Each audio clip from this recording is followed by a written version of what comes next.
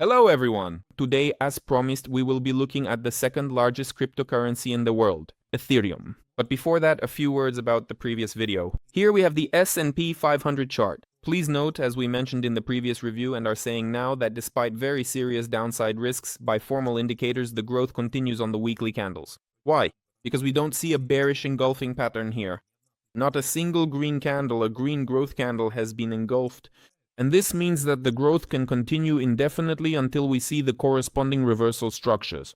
And this in turn means that against the backdrop of the Federal Reserve's interest rate cut, which was announced yesterday, we may see growth in the cryptocurrency market as well. Although the monthly candles of Bitcoin, as you will see now, and Ethereum point towards a decline. Now let's take a look at Ethereum, and here I have weekly candles with markings prepared from previous reviews. Note that one of the key levels on this chart is easy to remember, 29.29.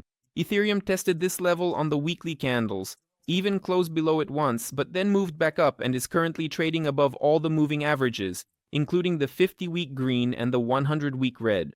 If the current week closes with an engulfing of the candle from November 17th, which was the last falling candle in this cycle, this will indicate a formal trend reversal, shifting from bearish to bullish on the weekly time frame, on the weekly candles.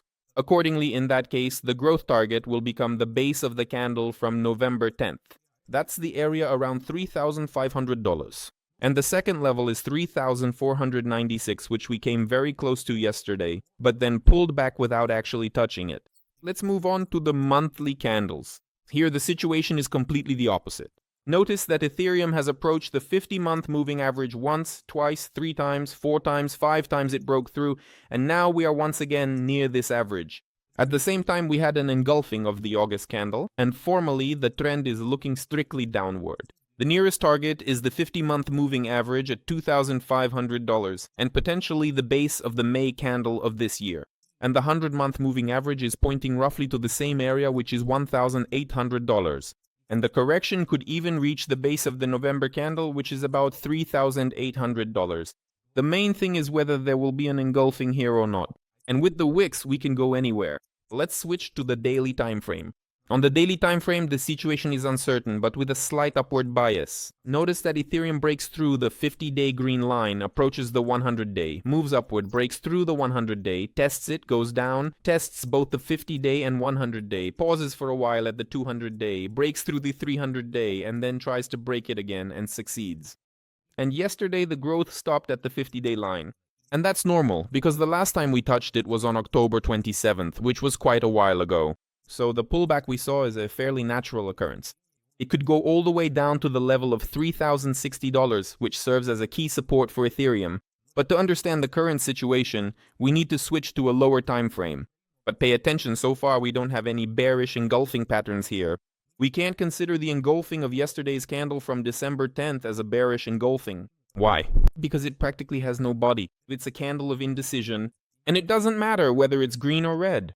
So it will only be considered an engulfing pattern when the daily close is below the candle of December 9th. Notice that the RSI has settled above the 50 zone, which also supports further growth.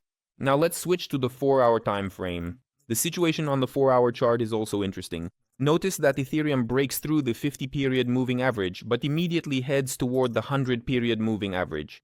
It stays here for a while, then drops sharply down. Then it immediately goes to the 200-period moving average because it's already been here and here, so the next target is the 200-period moving average. It bounces off it, but doesn't fall below all the moving averages. And not a single candle closes below the 50-period moving average. Here, I removed the white line. Notice that all the candles are above the 50-period moving average.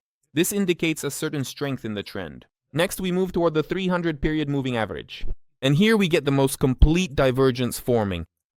And the fact that, against the backdrop of this divergence and the testing of the 50-day moving average that I showed you, we pulled back downward is completely normal. Here is the divergence. You can see that the price highs are rising while the RSI highs are falling. But the goal of a divergence playing out is the 50 level on the RSI.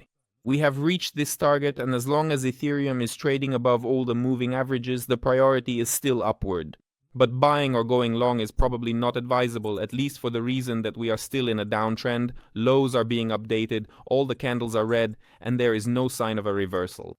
And a reversal would be the engulfing of this candle, around $3,330 approximately, yes. So if we see an engulfing of this large orange or red candle, that will signal that Ethereum is aiming to rise to the area of 3,500, maybe 3,800 or even higher.